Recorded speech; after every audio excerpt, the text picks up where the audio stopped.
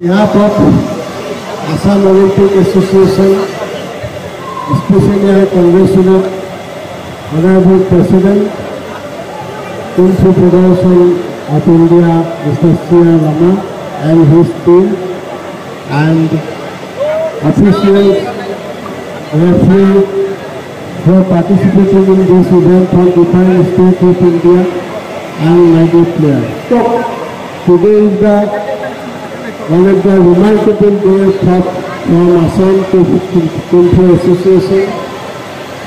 They have organized nicely this tournament. I congratulate all the office bearers, including Azaruddin, President of Kung Fu Association of Assam.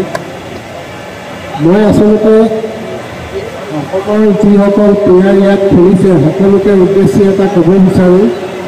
C.R. Rama ডাঙৰীয়াই বাৰবাৰ কৈ আছে তেখেতে খুব উৎসাহিত হৈ অসমত নেশ্যনেল টুৰ্ণামেণ্টখন পাতিছিল আৰু ইয়াত যি কুং ফু এছ'চিয়েশ্যন অফ আছামৰ প্ৰেচিডেণ্ট জেনেৰেল ছেক্ৰেটাৰী অফিচ বেয়াৰসকলৰ যোৱা দুমাহ ধৰি যথেষ্ট কষ্ট কৰি এই টুৰ্ণামেণ্টখন আয়োজন কৰিছে। আপোনালোকে দেখিছে এখন নেশ্যনেল ইভেণ্ট পতাত কিমান কষ্ট কৰে। আজি ভাৰতবৰ্ষৰ বিভিন্ন ৰাজ্যৰ পৰা টেকনিকেল পাৰ্চন আহিছে, নেশ্যনেল অফিচ বিয়াৰসকল আহিছে। এক ব্যয়বহুল বহুত আৰ্থিক ব্যয় হয়। তাৰ কাৰণে চৰকাৰৰ পৰা তেনেকুৱা কোনো অনুদান তেওঁলোকে পোৱা নাই, কিন্তু বহু সাহসেৰে এই খেলখন অনুষ্ঠিত কৰিলে। মই যোৱাকালিও আহিছিলোঁ, সঁচাকৈ বৰ ভাল লাগিছে। আমাৰ C.R. Rama ডাঙৰীয়াই কৈছে যে এই খেলবিধ ৰিকগনাইজ কৰিব লাগে আছাম গভৰ্ণমেণ্ট আৰু আছাম অলিম্পিক এছ'চিয়েশ্যনে। মই তেখেতক প্ৰতিশ্ৰুতি দিছোঁ আছাম অলিম্পিক এছ'চিয়েশ্যনে প্ৰভিজনে এই কুং ফু এছ'চিয়েশ্যনে ব্যৱস্থা কৰিব।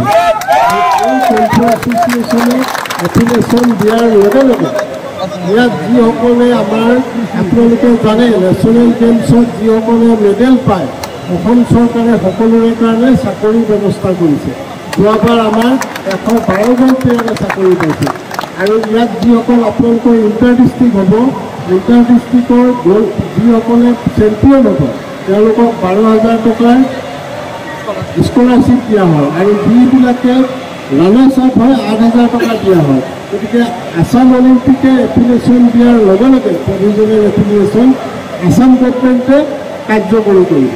গতিকে এই গোটেই ব্যৱস্থাটো উইদিন 1 মান্থ আপোনালোকে পাব আৰু মই আশা কৰিছোঁ এই সুবিধা আপোনালোকে পাব। আজি অসমৰ বিভিন্ন ঠাইৰ পৰা খেলুৱৈ আহিছে, মই খেলুৱৈসকলৰ উৎসাহ দেখি সঁচাই ধন্যবাদ জনাইছোঁ।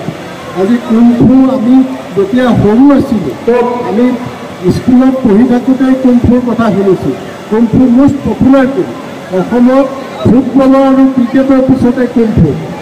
কুং ফু গোটেই গাঁৱে ভূঞে সকলোৱে জানে কুং ফু, বেলেগ গেমৰ কথা নাজানে, কিন্তু বহুত নতুন গেম আজি ওপৰত গুচি গ'ল। কিছুমানে অলিম্পিকৰ এফিলিয়েশ্যন ল'লে সুবিধা পাই আছে, কুং ফু পোৱা নাছিলে কিবা কিবি বেলেগ টেকনিকেল কাৰণত। কিন্তু C.R. Rama ডাঙৰীয়াই গোটেই ভাৰতবৰ্ষত বিভিন্ন ষ্টেটত ইতিমধ্যে চেষ্টা কৰিছে। মই বেলেগ ষ্টেটৰ কথা নাজানো। আছাম অলিম্পিকৰ জইণ্ট ছেক্ৰেটাৰী হিচাপে মই তেখেতে কোৱাৰ পিছত মই আজি অনাৰেবল জইণ্ট ছেক্ৰেটাৰীৰ লগত কথা পাতিলোঁ। তেখেতে কৈছে যে উইদিন 15 days আমি এই বিষয়টো উপস্থাপন কৰিম আৰু খুব বেছিৰে প্ৰভিজনেল এফিলিয়েশ্যন দিম। আছাম অলিম্পিকে এফিলিয়েশ্যন দিয়াৰ লগে লগে ডাইৰেক্টৰ অফ স্পৰ্টছে আপোনালোকৰ খেলটোত স্কলাৰশ্বিপ দিয়াৰ ব্যৱস্থা কৰিব। 1 মাহ ধৈৰ্য ধৰক, সকলো কাৰ্যকৰী হ'ব আৰু সকলোকে এই খেলখন সুন্দৰকৈ পতাৰ বাবে মই আছাম কুং ফু এছ'চিয়েশ্যন অফ আছামৰ প্ৰতিগৰাকী বিষয়ববীয়াক ধন্যবাদ জনাইছোঁ যে চৰকাৰৰ অনুদান 1 পইচাও নোহোৱাকৈ যিখন খেল অনুষ্ঠিত কৰি দেখুৱালে এইখন আচলতে আমি দেখা নাই। বহুদিন এনেকুৱা খেল হোৱা নাই। এই ষ্টেডিয়ামত বহুত খেল হৈছে, ইয়াত বহুত নেশ্যনেল খেল এই ইণ্ডোৰ ষ্টেডিয়ামত হৈছে, ইয়াত এছিয়ান চেম্পিয়নশ্বিপ হৈছে এই ষ্টেডিয়ামত। কিন্তু এনেধৰণৰ সুন্দৰ খেল এখন চৰকাৰৰ এটকাও নোলোৱাকৈ যে কৰি দেখুৱালে তাৰ বাবে ধন্যবাদ জনাইছোঁ আৰু ইয়াত যিসকল খেলুৱৈ আহিছে অসমৰ প্ৰতিগৰাকীকে ধন্যবাদ জনাই আৰু বক্তব্য